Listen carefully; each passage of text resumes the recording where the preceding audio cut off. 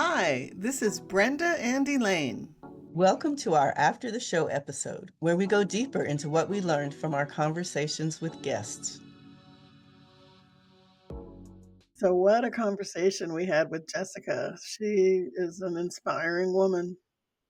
Yeah, the fact that, some of the typical treatments for alcohol addiction that we hear of are still not designed for us. Hmm. And that, it was a struggle for her to actually find a program that allowed her to be really herself and to feel welcome enough to actually do the steps to get healthy. And to bring her whole self there and the things that were triggering for her as a Black woman. I mean, of course, it's individualized.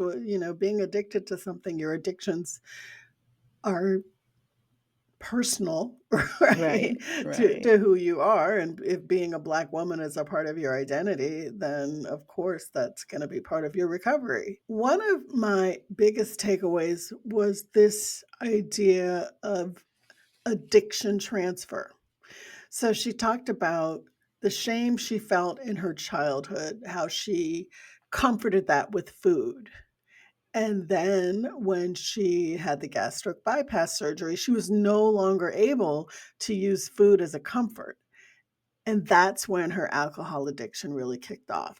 She did, get the help and the therapy to see what's driving the addiction, which her, it was shame, to then be able to overcome it as opposed to just cutting off the addiction, because it could be the case that then you become addicted to something else. And Yeah, it is true. There are addictive personalities or people who are more prone to addictive behavior. It's like that is your coping mechanism to whatever ails you at the moment. So, getting to the root of that is key. And I think it's not intuitive to know that there's something behind whatever is causing this behavior. And again, therapy is a good thing. mhm. And even if you do recognize that, being able to stop it is something else. It may take other steps besides the recognition. Jessica's explanation of how she stopped believing everything she thinks was one of the best examples of how therapy works for me, because at first the therapist was pointing it out to her and walking her through the steps of questioning her beliefs. Then she was doing it in her journals. Then she was able to do it on her own. And I feel like I could see how a therapist can teach you a skill by helping you apply it in therapy, but then you learn how to do it on your own. Right, you might actually graduate, Yeah, huh? exactly. This kinda reminds me, I was talking to someone yesterday about this spiritual journey that I've been on, and I found something that I really related to spiritually, and I was really into it, and I was like, I got this practice, but over time, you forget the practice and you need sort of a refresher course. So, going to therapy, getting those skills is great.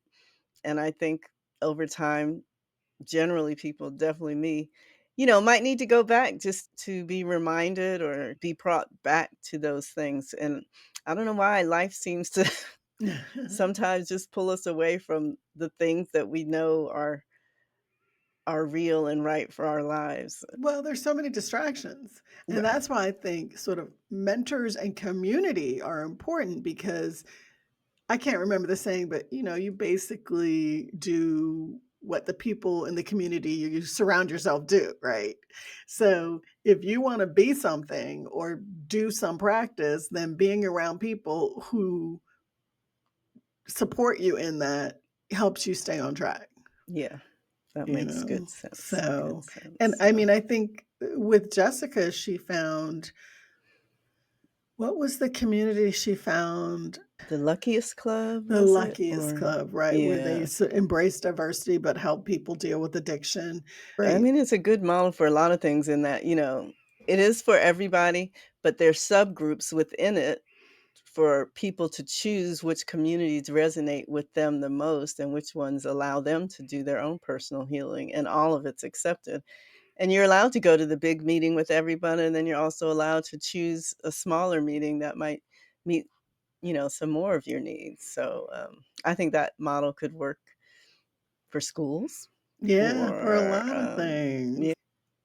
Identity is so important, and if you're in a group that has been historically marginalized or a minority, you're more keenly aware of the importance of identity and having safe spaces to talk about things with your identity group. Well, even though the majority groups have an identity too, but that identity was assigned to everybody. If you you're know, the cultural standard, you don't have yeah, to. you don't have Mm. to recognize that. And all systems are built around what your personal identity is. And that's where we go into again how we need to sort of rethink the systems that we operate under in this Yeah. country, because it was all built for the majority. But now we need to recognize that that's a subset, and there's a lot of different subsets, and we need to build systems that can work for each subset and the whole. Yeah, yeah, that's a good way of putting it. Another thing that I was struck by with Jessica was having people come into your life to intercede. So when Jessica's sister realized that she was in a bad way with her alcohol addiction, she invited her to come live with her. But then when she was living with her, she realized that it was too out of control, even for her. And then she helped her get the help that she needed. And also her principal at one of the Ah, schools that she was working at, intervened at one point and took her to the hospital. Came and right. found her at her home. Yes. It's so easy to look away when you see someone struggling. I think sometimes you don't want to embarrass them, so you look away. One of the takeaways is do something.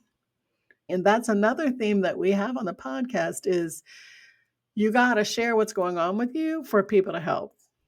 That's something for everyone to remember also, is that you don't know what's going on in other people's lives, and don't make assumptions about it. So we have to share, but we all also have to just be aware. And In be my way, kind. right, Yeah. Yeah. give people grace, because we don't know what's going on in their lives. We only see a very small part of them as coworkers, even our friends and sometimes family members. So, I'm trying to get to the place where I'm assuming anything that someone does is coming from a place of either not knowing or Or not able to control because there are seasons in life and there have been times when I've been more or less unhappy in life, and I can remember at times when I was really unhappy in life, I was a super aggressive driver. Like, I was so irritated in life that if somebody cut me off, that was very irritating to me. And now that I'm right now in a good place in life, someone cuts me off, I'm like, "Oh, okay, I guess they you're in a must be in hurry." a hurry. They You're must need to get somewhere really right. quickly. Right. Right. So I'm amazed again at Jessica with how she's able to be the Kentucky State Teacher of the Year. I mean, some people are really able, and she said the shame was a motivator, able to hide the things in their lives that they're struggling with and still be so productive. And she was exhausted. I mean, let's talk Yeah, about compartmentalization, right? Where she's triple scheduling and setting alarms and doing all these things so her addiction won't show up at work. right. And And as she said, to be who you really are, to be authentic, is so much easier. It's so much less work. It's so much less exhausting because you're not running around trying to hide and cover yeah, up. You're just being, and the joy and the release and the freedom in that is huge. yeah. And I'm glad that that's where she is now.